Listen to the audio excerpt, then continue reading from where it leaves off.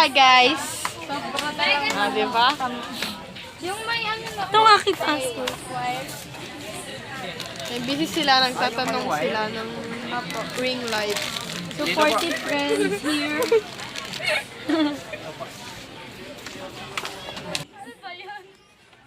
Kunuhari lang.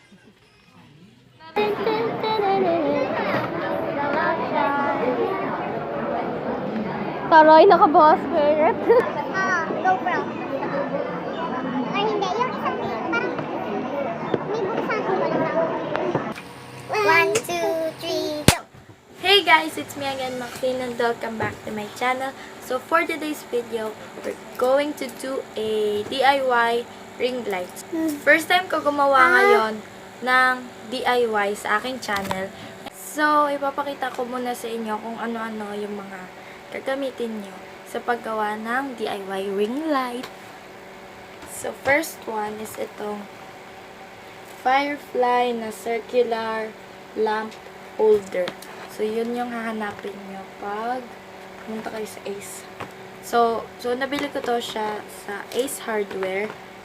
So, ang pipiliin mong circular lamp holder o yung pipiliin mong gantong size is yung mas malaki pa sa mukha mo para sakop nung ilaw yung mukha mo.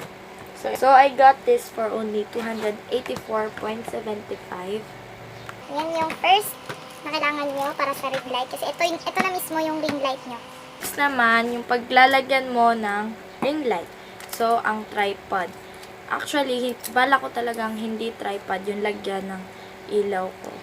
Kasi ito yung tripod na ginagamit ko sa pag-video.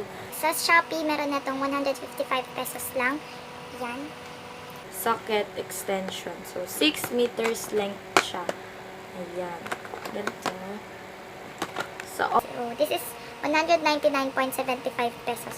so, ang last naman na kakailanganin mo ay electrical tape. Ito ay 12.75 pesos.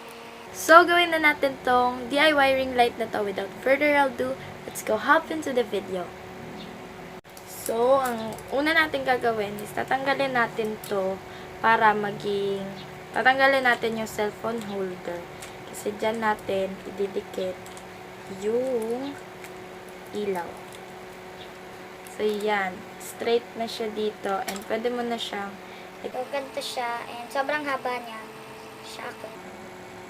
So, reminder lang pala guys. Huwag niyong isasaling itapean itong red tsaka white na button kasi yan yung switch. Ayan. Kaya, yung paglagay ko ganun.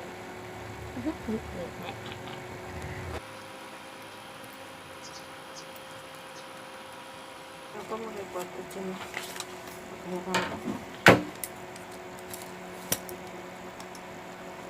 Shenenen!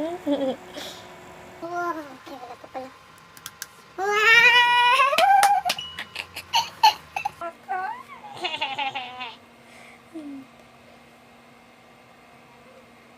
Uy! Uy! So, ayan na yung itsura pag nag-ring light ako gamit yung DIY ring light ko. So, ganito yung itsura niya.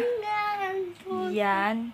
Yan. Ito muna yung nilagyan ko ng cellphone ko. So, that's it guys. Hope you like this video. Please give it a big thumbs up and subscribe to my channel for more videos. Ilalagay ko na lang sa description box yung mga ginamit ko dito. And yung mga prices.